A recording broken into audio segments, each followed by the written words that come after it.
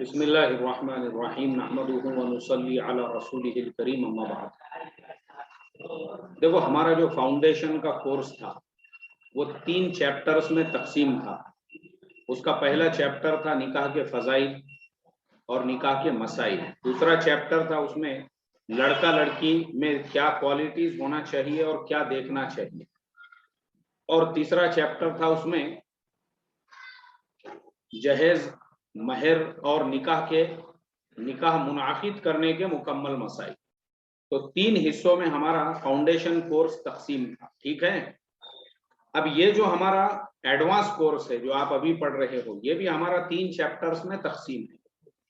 اب تک جو تم نے مسئلے مسائل سیکھے نا، اب تک جو میں نے تم کو مسئلے مسائل بتایا، میاں بیوی نے آپس میں کس طریقے سے صحبت کرنا چاہیے، شوہر جو ہے بیوی کو کس طریقے سے جو ہے اس کے باڈی کے کن کن پارٹس کو ہاتھ لگا سکتا ہے یا اس کو چوم سکتا ہے، ایسے ہی بیوی جو ہے شوہر کے باڈی کے کن کن پارٹس کو ہاتھ لگا سکتی ہے، چوم سکتی ہے، اور دونوں جو ہے کیسے سیکشول ریلیشنز بنا سکتے ہیں، ماہواری میں دونوں بنا سکتے ہیں یا نہیں بنا سکتے ہیں، دونوں غسل کیسا کریں گے کیسے نہیں کریں گے، اولاد کے مسائل اور حالت حمل، یہ سارے مسئلے مسائل میں نے جو آپ کو ابھی تک بتائے ہیں، یہ ہمارا چیپٹر نمبر 1 تھا، جس میں جو ہے یہ سارے مسائل ختم ہو گئے ہمارے، یعنی مکمل ہو گئے۔ اب چیپٹر نمبر 2 شروع ہو رہا ہے جس کا نام ہے حقوق۔ واٹ مینس آف حقوق۔ حقوق کا مطلب ہے رائٹس، انگلش میں جسے رائٹس کہتے ہیں۔ رائٹس، ہسبینڈ کے کیا رائٹس ہے، وائف کے کیا رائٹس ہے، ساس کے کیا رائٹس ہے، اور سسرے کے کیا رائٹس ہے، بہو کے کیا رائٹس ہے، ننن کے کیا رائٹس ہے، بھاوچ کے کیا رائٹس ہے، آپ کے جو ساڑو سالے بہنوں، ان دونوں کے ایک دوسرے پہ کیا کیا رائٹس ہے۔ اب یہ رائٹس کا سبق ہمارا چلے گا چیپٹر نمبر 2 میں۔ جب چیپٹر نمبر 2 مکمل ہوگا، پھر جو چیپٹر نمبر 3 یعنی آخری جو چیپٹر ہے، اس میں خلا، طلاق اور اس کے بعد میں جو ہے سارے مسئلے مسائل۔ تو یہ بھی ہمارا 3 چیپٹر میں تقسیم ہے۔ تو اب جو ہمارا مسائل کا چیپٹر ختم ہو گیا، اب آج سے ہمارا حقوق کا چیپٹر شروع ہو رہا ہے۔ حقوق مطلب رائٹس۔ سب سے پہلی شروعات یہ کریں گے کہ بیوی کے ذمے اس کے ہسبینڈ کے کیا کیا رائٹس ہیں، کیا کیا حقوق ہے، یعنی جو ہسبینڈ ہے بیوی کے اوپر کیا کیا رائٹس اس کے لاگو ہوتے ہیں۔ تو پہلے ہم آپ کو کتاب میں سے پڑھ کے سنائیں گے۔ بسم اللہ الرحمن الرحیم۔ شوہر کے حقوق۔ اللہ نے شوہر کا بڑا حق بتایا ہے، شوہر کو بہت بڑی عظمت دی ہے، شوہر کو راضی اور خوش رکھنا عبادت ہے، اس کو پریشان اور ناراض کرنا بہت بڑا گناہ ہے۔ نبی کریم صلی اللہ علیہ وسلم نے فرمایا، جو عورت 5 وقت کی نماز پڑھتی رہے، رمضان کے مہینے کے روزے رکھے، اپنے عزت کی حفاظت کرے یعنی پاک دامن رہے، اور اپنے شوہر کی تابع داری اور فرما برداری کرتی رہے، تو قیامت کے دن اس کو اختیار ہوگا جس دروازے سے چاہے جنت میں داخل ہو جائے۔ اب دیکھو، عورتوں کے لیے جنت کو اتنا آسان کر دیا، صرف 4 باتوں پہ ان کو عمل کرنا ہے، صرف 4 باتیں۔ only 4 things if she should be follow only 4 things, so all doors of Jannah will open for her، یعنی جنت کے سارے دروازے اس کے لیے اوپن ہو جائیں گے یا کیے جائیں گے، لیکن وہ 4 باتیں اس پہ عمل کرنا ضروری ہے۔ ایک تو یہ ہے کہ اللہ کی ذات میں کسی کو شریک نہ کرے۔ اللہ کی ذات میں جیسے عورتوں کا عموماً مزاج ہوتا ہے، وہ زیادہ تر یہ جو عامل لوگ ہیں اور عمل عملیات والے ہیں، لیمبو ہری مرچی اور تعویذات والے ہیں، ان کی جو دکانیں چل رہی ہیں نا، وہ زیادہ تر ایسے ہی عورتوں کی وجہ سے جن کے عقیدے خراب ہوتے ہیں، ان کا رشتہ نہیں ہو رہا ہے تو عورتوں کے پاس، میاں بیوی میں جھگڑے ہو، ان کا رشتہ نہیں ہو رہا ہے تو عامل کے پاس، میاں بیوی میں لڑائی جھگڑے ہے تو عامل کے پاس، وہ ہر مسئلے کے لیے عامل کے پاس میں جا رہی ہیں، ہر مسئلے کے لیے۔ تو ایسی جو عورتیں ہوتی ہیں نا، جو ہر مسئلے کے لیے عامل کے دروازے پہ جاتی ہے، تو چونکہ یہ عقیدے کی خرابی ہوتی ہے، تو اللہ کے نبی نے پہلی بات ہی فرمائی کہ وہ عورت جو اللہ کی ذات میں کسی کو شریک نہیں کرنے والی ہے، شرک کرنے والی نہ ہو اور 5 وقت کے نمازوں کا وہ اہتمام کرتی ہو، مومنہ ہو یعنی 5 وقت کی نمازوں کا وہ اہتمام کر رہی ہے، اور اس کے بعد میں رمضان کے جو روزے ہیں وہ رکھتی ہو۔ رمضان کے روزے بھی آسانی سے رکھ سکتے، 5 وقت کی نماز بھی پڑھ سکتے۔ اور تیسری چیز، شوہر کی تابع داری اور فرما برداری، یہ فرض ہے عورت کے اوپر، یعنی شوہر کی تابع داری کرنا، شوہر کی فرما برداری کرنا یہ فرض ہے، یعنی جیسا آپ کا شوہر آپ کو حکم دے تو اس طریقے سے اس کو آپ نے فالو کرنا چاہیے، یہ رائٹ ہے ہسبینڈ کا۔ اور چوتھی جو چیز ہے وہ یہ کہ اپنی جو عزت اور عصمت ہے اس میں کسی بھی قسم کا اس کے اندر خیانت نہ کرے۔ خیانت کا مطلب، جب ایک لڑکی کا نکاح ایک لڑکے سے ہو چکا ہے تو اس لڑکی نے اپنے آپ کو 100% اپنے ہسبینڈ کے حوالے کر دینا چاہیے۔ اب یہ نہیں ہے کہ نکاح ہونے کے بعد میں بھی وہ واٹس ایپ کے اوپر کسی دوسرے مرد سے جو ہے چیٹنگ کر رہی ہے، یا فیس بک کے اوپر کسی دوسرے مرد سے جو ہے فرینڈ شپ کر رہی ہے، یا پھر جو ہے باہر مردوں سے فرینڈ شپ کر رہی ہے یا دوست بنا رہی ہے، یہاں تک کہ اس کے اپنے جو کزنس ہے، اگر شوہر یہ کہے کہ تجھے تیرے خلیرے، پھپھیرے، تاہیرے، چچیرے، ننیرے بھائیوں سے بھی بات کرنے کی اجازت نہیں، اس نے فوراً اس کو اسٹاپ کر دینا چاہیے، کیونکہ شوہر کی فرما برداری اور شوہر کی تابع داری یہ 4 چیزیں ہونا ضروری ہے، تو ہی اس کے لیے جنت کے سارے دروازے کھلیں گے، اور جنت میں جس دروازے سے چاہیں گی اس دروازے سے داخل ہو جائیں گی۔ دوسری حدیث، نبی کریم صلی اللہ علیہ وسلم نے فرمایا، جس عورت کی موت ایسی حالت میں آئے کہ اس کا شوہر اس سے راضی ہو تو وہ جنتی ہے۔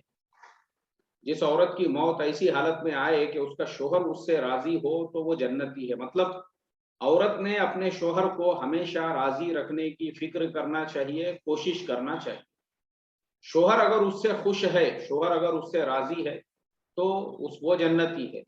تیسری حدیث، نبی کریم صلی اللہ علیہ وسلم نے فرمایا، اگر میں اللہ کے سوا کسی اور کو سجدہ کرنے کا حکم دیتا تو عورت کو ضرور حکم دیتا وہ اپنے شوہر کو سجدہ کرے۔ اگر مرد اپنی عورت کو حکم دے کہ اس پہاڑ کے پتھر کو اٹھا کر اس پہاڑ تک لے جائے تو اس پہاڑ کے پتھر کو اٹھا کر تیسرے پہاڑ تک لے جانا تو اس کو یہی کرنا چاہیے۔ دیکھو اب یہ بھی ایک حدیث ہے جس میں فرمایا کہ شوہر کا جو رائٹ ہے وہ ایسا ہے کہ اگر وہ بیوی سے کہے یہ پہاڑ کو ہٹا دو تو اس نے وہ بھی کرنا چاہیے۔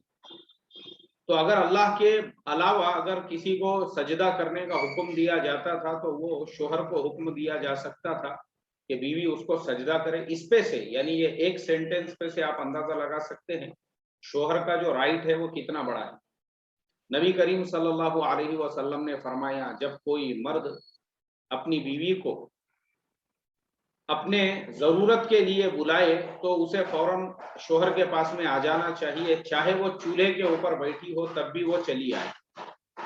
کیا مطلب ہے اس کا مطلب یہ ہے کہ بعض اوقات ایسا ہوتا ہے کہ بھائی ہسبینڈ جو ہے وہ اپنی بیوی سے صحبت کرنا چاہتا ہے، اس کو پیار کرنا چاہتا ہے، اس سے محبت کرنا چاہتا ہے، تو اکثر ایسا ہوتا ہے کہ عورت جو ہے وہ کبھی وہ یہ بہانہ کرتی ہے کہ میں روٹی پکا رہی ہوں، میں کپڑے دھو رہی ہوں، میں ایسا کر رہی ہوں، یا میں فون پہ بات کر رہی ہوں، یا وہ کسی اور کام کے اندر مصروف ہے۔ تو اللہ کے نبی نے فرمایا بھلے وہ چولہے کے اوپر بیٹھی ہوئی ہو، اگر اس کے شوہر نے اس کو اس بات کا حکم دیا تو اس نے فوراً آنا چاہیے اور اپنے شوہر کے ساتھ میں اس کو پوری طرح سے کوآپریٹ کرنا چاہیے۔ پھر آگے کی حدیث، نبی کریم صلی اللہ علیہ وسلم نے فرمایا، جب کسی شوہر نے اپنے بیوی کو اپنے پاس لیٹنے کے لیے بلایا اور وہ نہ آئی، پھر وہ اسی طرح غصے میں لیٹا رہا تو صبح تک سارے فرشتے اس عورت پر لعنت کرتے رہتے ہیں۔ اب اگر شوہر جو ہے وہ بیوی کو اپنے پاس بلا رہا ہے، وہ عورت اگر آنے سے انکار کر دے تو فرشتے صبح تک اس عورت کے اوپر لعنت بھیجتے ہیں۔ آگے فرمایا،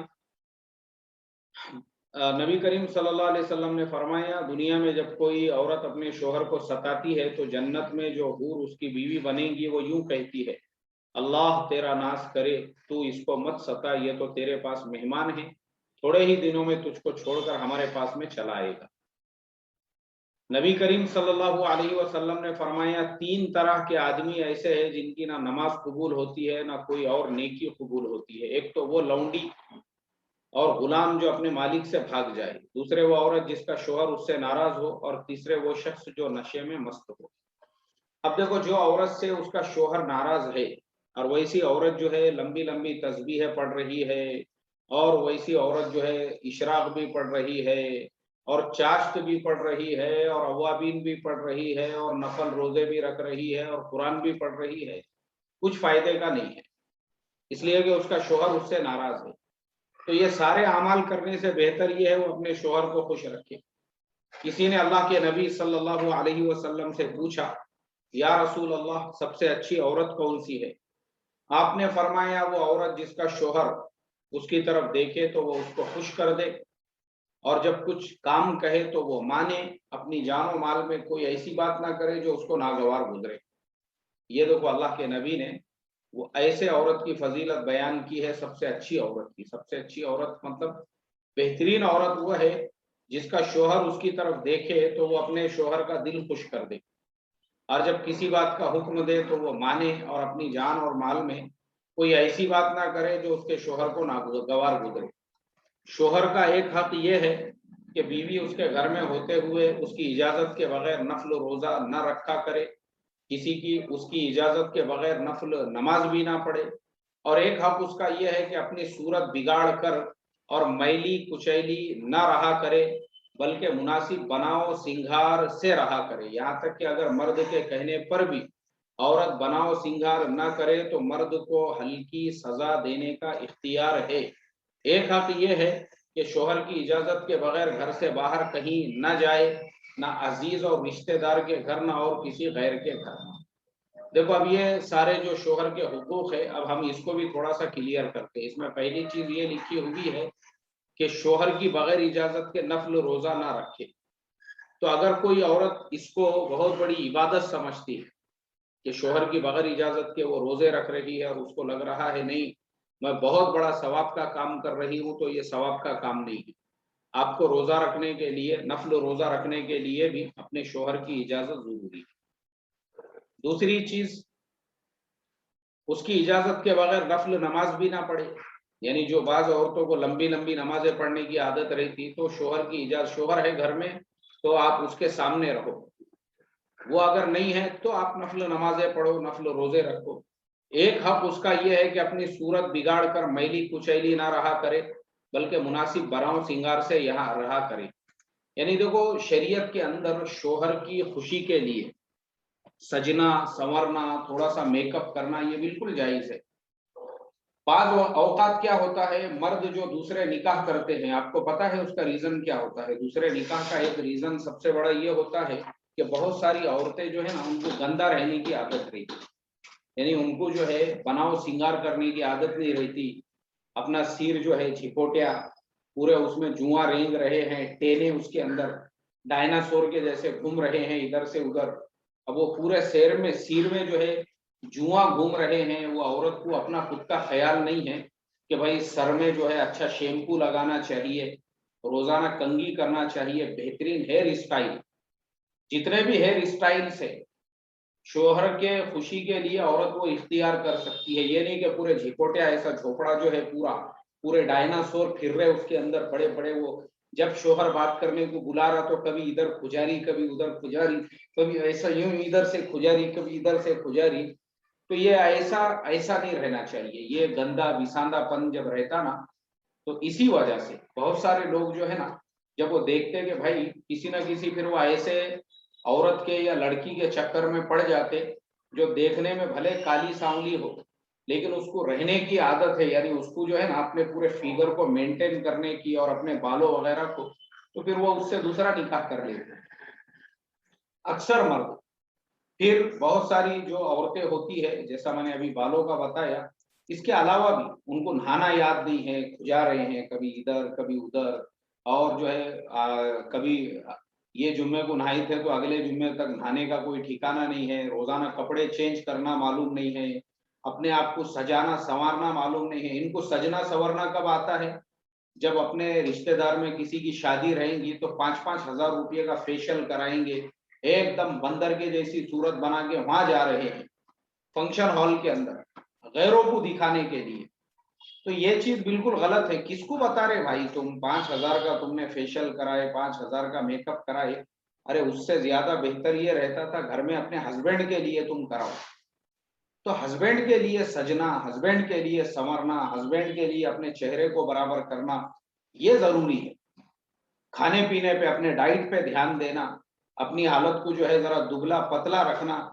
ये नहीं है कि बम शोहर के घर को आए, खूब खाने के वास्ते में है, वहां पे सुबह में पाए, दोपहर में कलेजी, रात को भेजा बिरयानी, पुलाव, सालन चूर चूर के खूब खा खा के आंग पे चर्बी चढ़ गई, एकदम बम बोल के भैंस के जैसे फूल गए, अपने ऊपर कोई ध्यान ही नहीं। तो ऐसा भी नहीं होना चाहिए। बल्कि आप देखो चाइना में, कोरिया में, मलेशिया में लोग कैसे रहते। मैं गया हूँ कोरिया को 2 मरतबा गया हूँ, चाइना भी 2 मरतबा गया हूँ, मलेशिया भी 2 मरतबा गया हूँ। ये सारे मुल्कों में मेरे सफर हुए हैं, तो मैंने देखा हूँ उन मुल्कों के अंदर। अभी आप देखो ना, चाइना वगैरह में अगर आप देखेंगे, कोरिया में देखो आप, कोरिया के अंदर, कोरिया में जो है ना, वहां पे ऐसे काड़ी के जैसे रहते लोग, एकदम काड़ी के जैसे, ऐसे एकदम हल्के फुल्के रहते। डर लगता कहीं हवा ज्यादा तेज आई तो कहीं उड़ के ना चले जाए वो उसके हवा के झोंके के अंदर। कोरिया के अंदर ऐसे लोग रहते, उनका ऐसा खाना पीना एकदम, यानी वो रोजाना एक्सरसाइज करते, वो अपने बदन पे चर्बी नहीं चढ़ने देते। मोटा आदमी तो मैंने देखा ही नहीं वहां पे पूरे, मतलब कोरिया में 2 मरतबा गया। मोटा आदमी जो रहता ना, मोटा आदमी एकदम ऐसा मोटा, वहां का मोटा मोटे आदमी देखे हमने, दूसरे जो रहते इधर उधर के आए हुए, लेकिन वहां का प्रॉपर जो है ना मेंटेन करके रखा हुआ है वैसे मुल्कों के अंदर। तो अपने आप को जो है ना ये ऐसा मेंटेन करके रखे, तो फिर क्या होता, मर्द दूसरे निकाह नहीं करते, मर्द बाहर के लफड़े लोचों में नहीं पड़ते। नहीं तो घर में ऐसा अपना भैंस के जैसा पड़े हुए हैं, बम बोल के खा रहे पी रहे, बस अपना इधर से फुट गए उधर से फुट गए, चर्बी के ऐसे पूरे थर के थर आ गए आंग के ऊपर, तो कोई ध्यान नहीं है अपने ऊपर। तो ये ऐसा नहीं होना चाहिए। बल्कि बनाव सिंगार करना जो है ना शोहर के लिए, ये ये लाजमी है औरत के लिए। शरीयत ने सबकी इजाजत दी उसको, शोहर के लिए सजने की, संवरने की, और रोजाना एक्सरसाइज करके अपने आंग पे की जरा चर्बी पिघलाने की, और अपने आप को मेंटेन रखने की, ये जरूरी है। तो फिर शोहर का ध्यान इधर उधर नहीं जाता, इसका ध्यान रखना चाहिए। तो उसके अलावा फिर तीसरी चीज क्या इसके अंदर बयान की गई थी, बात की चीज, हाँ, और एक हक ये है कि शोहर की इजाजत के बगैर घर से बाहर कहीं ना जाए, ना अजीज रिश्तेदार और ना किसी के घर में। अब ये भी एक शोहर का हक है कि शोहर की बगैर इजाजत के कहीं पे जाना आना, ये भी बिल्कुल जो है मना है। ये ऐसा नहीं है कि शोहर काम पे चले गया तो बहन के घर पे चले गए, खाला के घर पे चले गए, फुप्पू के घर पे चले गए, बिल्कुल नाजायज है ये औरत के लिए।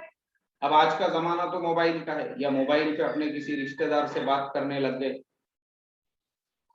तो ये बात भी गलत है। रिश्तेदार मतलब माँ है, बहन है, माँ, औरतें औरतों में बात कर रही है वो ठीक है, लेकिन जैसा मैंने बताया, अगर शोहर मना करे कि अपने खलेरे फुफेरे भाइयों से भी बात ना करे, तो उनसे भी बात नहीं करना चाहिए। ठीक है, चलो आज का सबक खत्म होता है। अब अगर आप लोगों में से किसी का कोई सवाल है तो मुझे मैसेज करो व्हाट्सएप पे, इंशाल्लाह हम आपको उसका रिप्लाई देंगे। चलिए, ये एक सवाल आया है, लिखा है, मौलाना साहब, गैर मुस्लिम कभी कभी बोलते हैं औरत शोहर की इजाजत लेना इतना जरूरी है कि उनको लगता है कि औरत के साथ जुल्म है।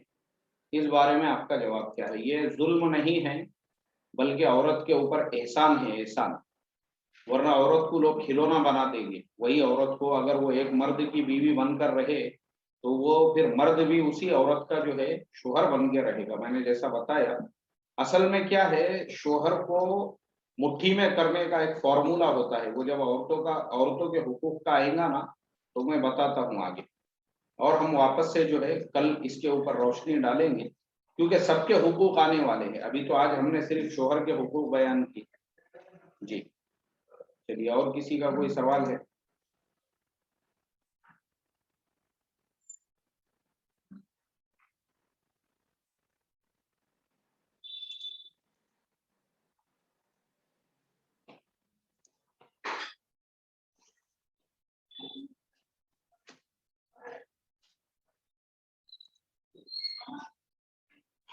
चलिए